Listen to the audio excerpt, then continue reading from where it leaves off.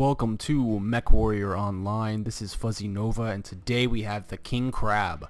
This is the hero, the Kaiju, or Kaiju, however you pronounce it.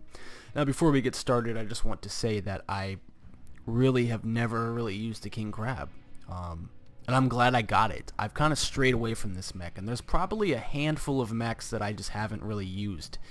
I've played this game for about 4 years, well maybe longer, probably longer. And I just haven't used the King Crab. In a matter of 4 years, I've probably used it 5 times, if that. And I don't know why. Some mechs I just stray away from, but I got this earlier today due to one of my viewers, SP, Satan's Pooper. He's watches my channel all the time, and he suggested that I do a King Crab. And good choice, because I haven't done this and it's time to do it. Okay, the King Crab itself. This was like the Kodiak of its time. When this thing came out way before the Kodiak. Way before that. And when this thing came out, it's still a big deal, but it was a huge deal when it came out. No one had seen something like this 100-ton inner sphere giant monster. And the design, of course, the design is unique, and a lot of beginner pilots, a lot of new pilots are drawn to this mech and mechs of this stature and size because they think it is powerful, but they don't understand that these things are kind of difficult to pilot. And some people are just born naturals, but being in an assault mech is no easy task. And the King Crab is maybe one of the biggest, widest mechs, I think. So shooting at this is like trying to hit the broadside of a barn. It's really easy. Hitting them is easy, but they're hard to bring down, and if one is in your path coming at you, you're done for, or you better run. So yes, the design, and I love the hero design. This is a classic. Normally it is green. Normally this mech, the black part is green, but I changed it to black because I wanted it to look a little bit different, but I did keep the teeth and the eyes, so it's still the classic King Crab hero. And it's funny because this is my first King Crab that I've ever owned, and it's the hero, so maybe I should have started off with one of the standard variants. I don't know. So let's go ahead and take a look at what we got. I have a really good build, and it's been working so well with this, and I'm so glad I did it. And the biggest thing is that a lot of pilots, and I see this all the time, even the stock build was kind of like this. They try to they try to put too many weapons on this mech.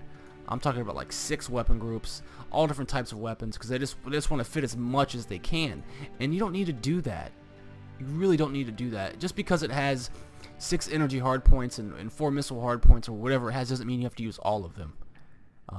Think about it. Think about some effective builds, some heat manageable builds that are really going to be effective, cause damage, and just whatever works best for your mech. So it is a 100-tonner. The Kaiju comes with 2 ballistic, 6 energy, and 2 missiles. I love the 2 ballistic, 6 energy, and 2 missiles. I like those group of weapons on any assault mech. 2 ballistic, 6 and 2. 2, 6, 2. The 2 ballistics allows you to have dual ballistics if you want them. The 6 energy is perfect because you can have between 1 and 6 energy weapons. The options are endless, and having 2 missile hardpoints gives you the option of boating dual LRM-20s or MRM-40s or whatever you want. Now, I was going to do a dual Gauss build with this. That was my original plan, to do a dual Gauss build, but I didn't realize that both of your ballistic hardpoints on this mech come in your right torso, and I was short of 2 slots. So if you're wanting to do dual Gauss on a King Crab, you're going to have to go with one of the standard variants because they have a ballistic hardpoint in 2 parts of the mech. Now, what I have is 2 LB-10s. I'm going with LB-10s because of the range, and I like LB-10s, and I know I used LB-10s in my last video on the Ebb and Jag Brawler, but I'm using them again. You can go with AC-10s or Ultra AC-10s, but these work really well for me. So 2 LB-10s, right torso, 4 tons of ammo. I got that in the legs. For our energy weapons, I was originally using medium lasers and medium pulse lasers. I had a really close range brawl type of build with MRMs, but it wasn't working that well.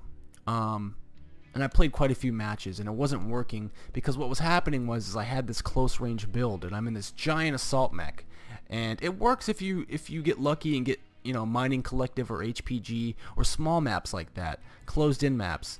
It works well with that, but for those medium to large maps, it just, your armor's getting stripped away before you even get up close to where you need to be. And that's going to happen in this mech. You're going to be targeted. You are the biggest mech on the battlefield, widest at least. So LB-10s have that range. I won't range. I'm going with large pulse lasers instead of ER large lasers because large pulse lasers have a very quick duration. They do a bit more damage, and they're just better. I think large pulse lasers are better. They don't have the range that ER larges do, but they have the range that I need. So be careful with 3 large pulse lasers. They will rack up heat. It's the only thing racking up heat, and I have 5 double heat sinks, 2 in my engine and 3 in my left torso. I also have Endo Steel as well to give me that extra tonnage. I am working with the standard 300. 48.6 kph is the stock engine. I'm keeping it in there. Go standard. Heat management's 1.35 out of 2. Good heat management. The only thing racking up heat is these right here, these large pulse lasers. And what I've been doing is putting my 2 LBX-10s on one weapon group, firing those together, and I also fire all 3 of these together on weapon group 2 if my heat is okay. If my heat's down, I will alpha with all of these. But I also have on weapon group 3 and 4, I have these on chain fire. So you really got to be careful what you're doing. This build will overheat quick just because of the large pulse lasers. But both of these weapons, they reload. The duration is quick. You're ready to go again in a second. So that's what I like about it. Some weapons, you know, ultra autocannons can jam. I don't want to take that chance. So yeah. Really, armor points 130 CT, 82 right torso, 82 left torso. If you look at my right and left arm, you'll notice all my large pulse lasers are in my right arm. I would recommend this. Whichever one you want, I would go with the right because it's easier to twist to your left side and block with your left. And the left torso and left arm of the king crab is huge, so block with the left if you can. I've got more armor in my right than I do my left. I've also got 70 points in my legs. This mech is hard to bring down. I've got 19 points in my rear. Normally I would not ever have this much in the back of my mech, but it is a king crab, and it takes a minute to turn completely around, especially if there's a light behind you. So more armor in the rear, I would say, with this. Other than that, this build works very well. There's hundreds of different builds you can do with this, and I'm sure I'll do one with missiles at some point. But this build right here, it's spot on. It really is. I do have some skills, you know, really nothing too much. Not like the Ebb and Jag was, the Ebb and Jag video. I had a bunch of skills for my Ebb and Jag. I really didn't skill this thing out. It's already a really good mech. You could work on your heat management. It really just depends with what your build is. And with this already, you know, I could have the LBX-10 spread skills too. I'm working on that. I'm probably going to go speed tweak because the faster this thing is, the better. You might as well get speed tweak for your assaults. I'm really excited for this. I like the king crab a lot. Thank you, SP. Thank you. I owe you something. Maybe, I don't know. Maybe I'll gift you a mech pack or something. Because I buy mechs all the time. I mean, you know that. So maybe I'll gift you something. We'll see. Anyways, let's go ahead and get into a match. I'll see you guys on the battlefield.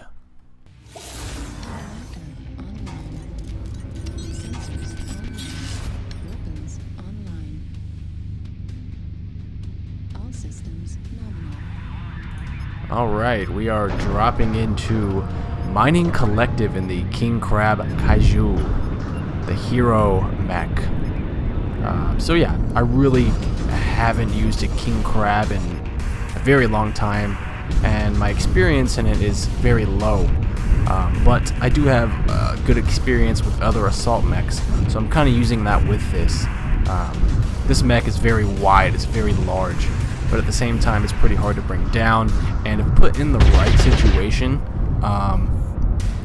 with the right lance, right positioning, it can be an unstoppable force. And we have one in front of us as well.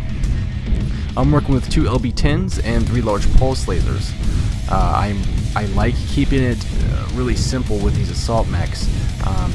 You don't need to go insane with 5-6 weapon groups on your King Crab. You know, it's not all about putting as many weapons as you can on it. Now, if you're good with that, if you're experienced that way and you're comfortable with having that many weapons, then go for it. But I really do find that keeping it simple sometimes is the best. Not like stupid easy simple, but I mean, 2 LBX-10s and 3 large pulse lasers may not sound like a lot on a King Crab, but it actually is. It's all about how it performs. LBX-10s shoot very fast.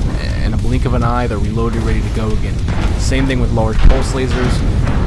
Here we go. We're going to go ahead and just go straight up because we are the big guy here. Going to have to use some heat vision. Focusing on that Warhammer. And I think that's a Fafnir, or is that a King Crab? That is a King Crab.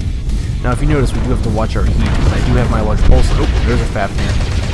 Okay, used our cool shot. I do need to watch my heat now. Oh. Pull back. Pull back, pull back, pull back.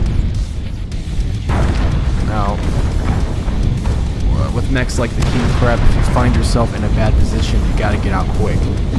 There's really no time to think. You have to just stick to a plan and go with it. Otherwise, you're gonna end up dead. Come on out, Vapor Eagle. Ooh. We're gonna kind of sit right here unless they decide to push. I think we can keep them from coming up on the side here. We don't want them to push us. We want to keep them at bay. And King Crab. Ooh. We did lose a pilot. We lost 2 pilots. We are down by 2. We need to really make up some ground here.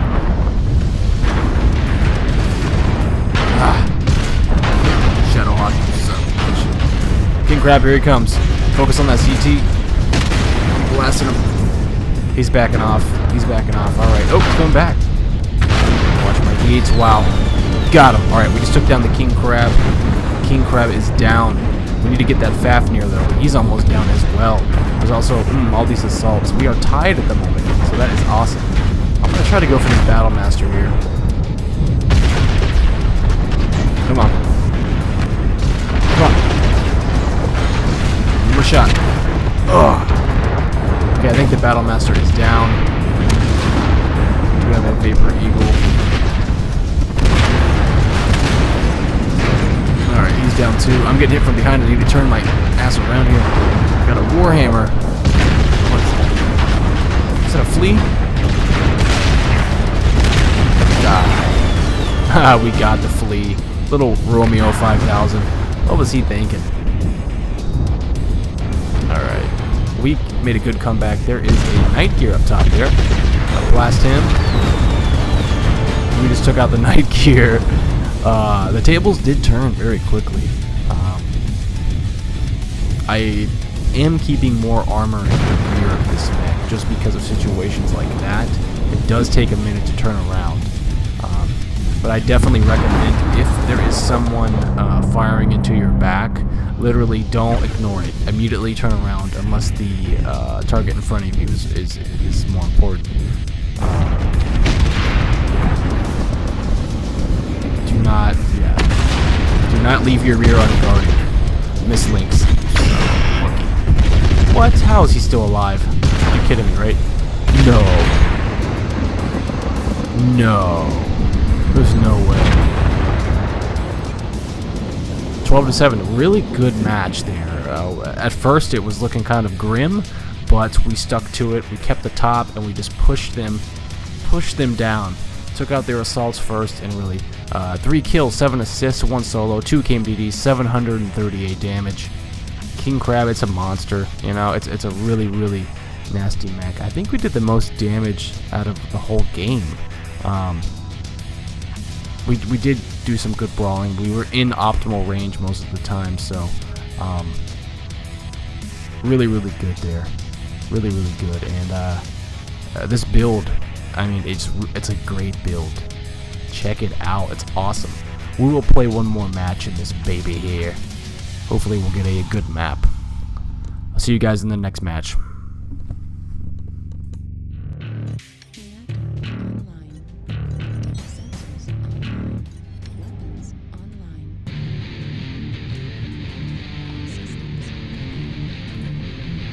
Alright, we are on Mining Collective again. Mining Collective once again. So yeah, this is a great map for this build too. But I did have long range, medium to long range in mind when I was making this. You know, 2 LB-10s, 3 large pulse lasers. It's a really good mix of weapons.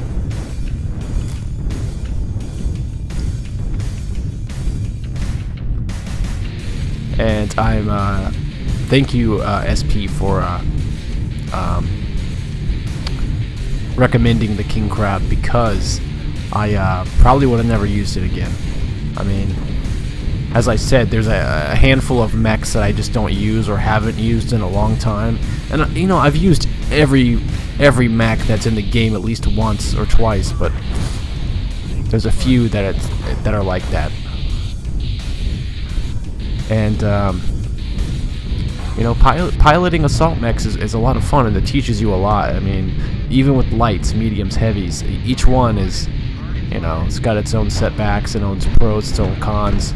Assault's definitely kind of hard to pilot, but you know, if you're in range, then you can definitely really tear some mechs up. But your team also has to work with you. You have to be in the right position, right time. You've got to think ahead, and that can be difficult sometimes. Annihilator, target Bravo. I am coming, team. I am on my way.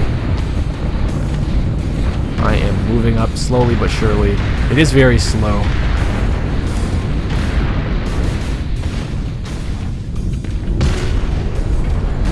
But,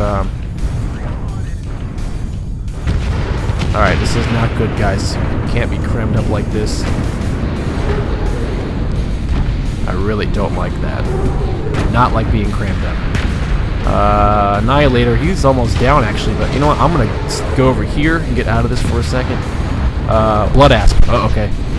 Let's actually take out this Blood Asp. Come on. I know I'm getting hit from the side. Come on, Blood Asp. Come on. Got him. Alright. It is 4-2 at the moment. We need to take out these. We got Kilo Atlas on top. I don't want to walk up there just yet. I'm going to hold tight right here. I'm in a decent position. I could see from Wolfhound. Oh, I missed. At least I know there's no one coming up behind me, so that does give me a sense of relief. Oh, we just pegged that Wolfhound too. Shit. Where'd that Atlas go?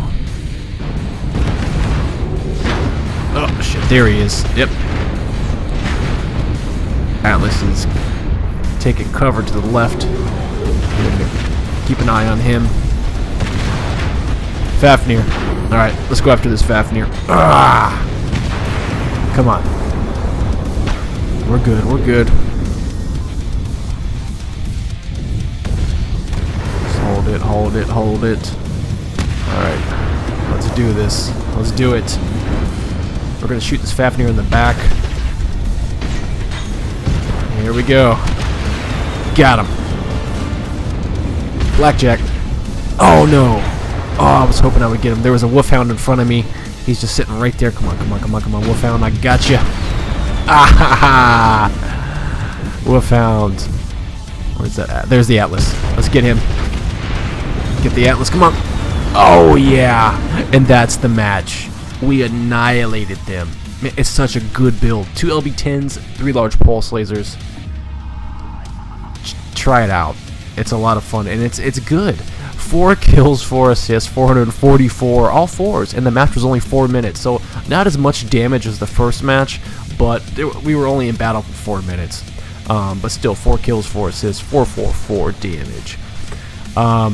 King Crab, I'm so glad I did this. A select few mechs that I just really haven't really experienced and this is one of those. So I'm glad that I gave it a chance. And thanks for watching, guys. We will see you on the next video. Fuzzy Nova, out. Hello, mech warriors. We hope you enjoyed today's video. Since the lesson today is a bit longer than normal, we decided to place it at the end of this episode. Let's get started.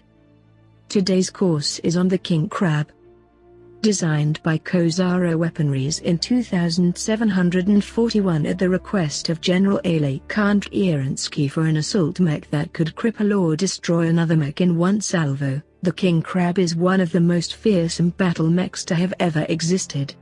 Its primary weapons, super heavy autocannons mounted in its arms, can strip the armor off of any mech in a few bursts. Its secondary weapons give the slow King Crab the firepower to see off attackers attempting to pick it off at range, and while not sporting the heaviest armor of any assault mech, there are absolutely no weak points to its protection. If there is a drawback to the King Crab, it's the reliance on ammunition for the autocannons, an aspect to consider on extended campaigns with no guarantee of resupply. If it runs out of ammo, most King Crab pilots will withdraw from the field, making it vulnerable to enemy attacks. The only reliable way to destroy a King Crab is with overwhelming numbers of heavy and assault mechs, and casualties will be suffered in the attempt. While an excellent close-range combatant, the King Crab proved to be less versatile as a command vehicle, a role eventually filled by the Atlas. Later production models eventually had the state-of-the-art communications systems swapped out for common systems more suited for the brawling nature of the King Crab. At the start of the Amri's civil war in 2767, Kozara's Mars factory was destroyed by Republican forces, although its factory on Northwind managed to escape unscathed. When General Kerensky and the majority of the Star League Defense Force left the Inner Sphere on their exodus, they brought with them most of the initial production run of King Crabs, including all of the prototype KGC-010 models. The number of remaining King Crabs was further reduced when the Northwind factory was destroyed in 2786, one of the early casualties of the First Succession War. Since the design used few lost-stock parts, it was easier to repair than other Star League-era mechs. Still, by the end of the Third Succession War, a mere handful of King Crabs were still in active service with the Great Houses. When Comstar initiated the takeover of the Terra system, they were able to repair the King Crab factory on Mars, mothball it, and secretly secure a number of King Crabs in storage. By the dawn of the 31st century, Comstar contracted Kozara Weaponries to resume production in order to restock their supply, which had begun to degrade with age and was later used to outfit the Com Guards. For the pivotal Battle of Tukayid, the King Crab was among a number of designs upgraded to meet the challenge of the clans, the so-called Clan Busters.